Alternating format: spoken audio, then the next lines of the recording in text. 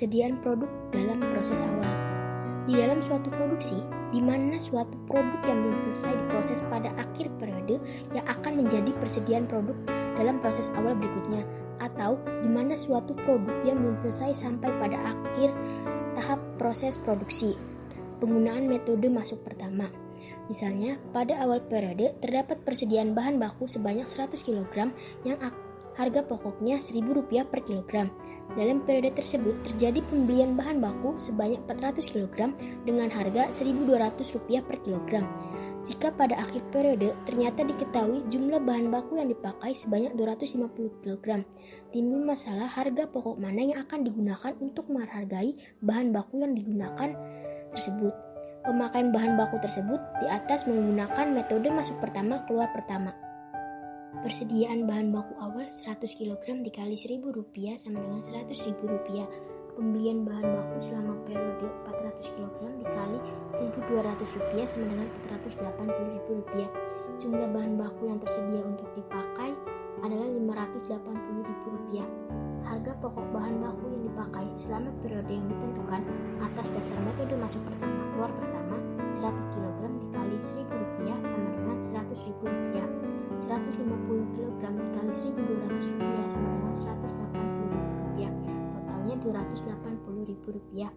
Persediaan bahan baku pada akhir periode adalah Rp580.000 dikurangi dengan Rp280.000 sama dengan Rp300.000. Yaitu metode harga pokok rata-rata tertimbang.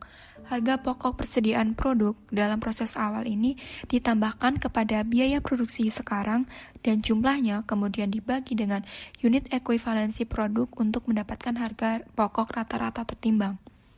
Kemudian ada metode harga pokok rata-rata tertimbang departemen pertama, yakni dalam metode harga pokok rata-rata tertimbang ini, biaya yang berasal dari periode sebelumnya ditambahkan dengan biaya dari periode sekarang. Kemudian dihitung rata-ratanya dengan cara membagi jumlah tersebut dengan unit ekuivalensi unsur biaya yang bersangkutan. Nah, harga pokok rata-rata per unit ini digunakan untuk menghitung harga pokok persediaan produk dalam proses pada akhir periode.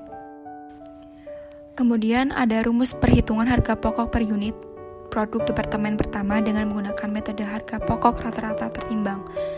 Rumus biaya bahan baku per unit, yakni biaya bahan baku yang melekat pada produk dalam proses awal ditambahkan dengan biaya bahan baku yang dikeluarkan dalam periode sekarang dibagi dengan unit ekuivalensi biaya bahan baku. Kemudian yang kedua ada biaya tenaga dalam kerja per unit.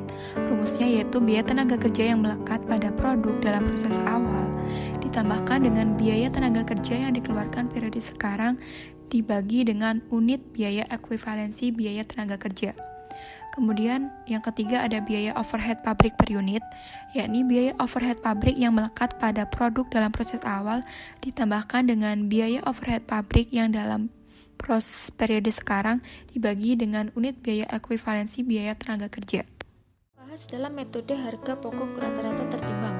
Untuk menghitung harga pokok persatuan kumulatif produk yang dihasilkan departemen setelah departemen produksi pertama, perlu kita hitung bahwa rata-rata harga pokok persatuan produk yang berasal dari departemen sebelumnya dan harga pokok rata-rata yang ditambahkan dalam departemen setelah departemen pertama yang bersangkutan. Tahu rumus perhitungan harga pokok per unit produk departemen kedua. Harga pokok produk persatuan yang dibawa dari departemen sebelumnya, yaitu harga pokok produk per unit yang dibawa dari departemen sebelumnya, yaitu harga pokok produk dalam proses awal yang berasal dari departemen sebelumnya ditambah dengan harga pokok produk yang ditransfer dari departemen sebelumnya dalam periode sekarang dibagi dengan produk dalam proses awal ditambah dengan produk yang ditransfer dari departemen sebelumnya dalam periode sekarang. Kita juga harus tahu nih harga pokok produk per unit yang ditambahkan dalam departemen setelah departemen pertama. Nomor 2, biaya bahan baku per unit. Dengan rumus biaya bahan baku yang melekat pada produk dalam proses awal ditambah dengan biaya bahan baku yang dikeluarkan dalam periode sekarang dibagi dengan unit ekuivalensi biaya bahan baku. Lalu yang ketiga, biaya tenaga kerja per unit. dengan rumus biaya tenaga kerja yang melekat pada produk dalam proses awal ditambah dengan biaya tenaga kerja yang dikeluarkan dalam periode sekarang dibagi dengan unit ekuivalensi biaya tenaga kerja. Lalu yang keempat ada biaya overhead pabrik per unit. Dengan rumus biaya overhead pabrik yang melekat pada produk dalam proses awal ditambah dengan biaya overhead pabrik yang dikeluarkan dalam periode sekarang dibagi dengan unit ekuivalensi biaya overhead pabrik. Jadi kita tahu bahwa total harga pokok persatuan yaitu dengan rumus 1 ditambah rumus yang kedua ditambah dengan rumus yang ketiga ditambah dengan rumus yang keempat itu adalah total harga pokok persatuan. Saya akan membahas tentang yang pertama adalah metode masuk pertama, keluar pertama atau MPKP, Departemen Produksi Pertama. Metode masuk pertama, keluar pertama atau MPKP menganggap bahwa biaya produksi periode sekarang pertama kali digunakan untuk menyelesaikan produk yang pada awal periode masih dalam proses. Baru kemudian sisanya digunakan untuk mengolah produk yang dimasukkan dalam proses dalam periode sekarang. Yang kedua yaitu saya akan membahas tentang metode masuk pertama, keluar pertama, departemen setelah Departemen Produksi Pertama. Dalam Departemen Produksi setelah Departemen Produksi Pertama, produk telah membawa harga pokok dari departemen sebelumnya. Produk dalam proses yang membawa harga pokok dari periode sebelumnya digunakan pertama kali untuk menentukan harga pokok produk yang ditransfer ke departemen berikutnya atau ke gudang.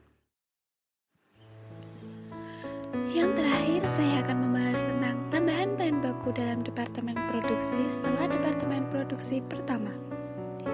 Tambahan bahan baku memiliki dua kemungkinan, yaitu yang pertama, tidak menambah jumlah produk yang dihasilkan oleh Departemen Produksi yang mengkonsumsi tambahan baku tersebut.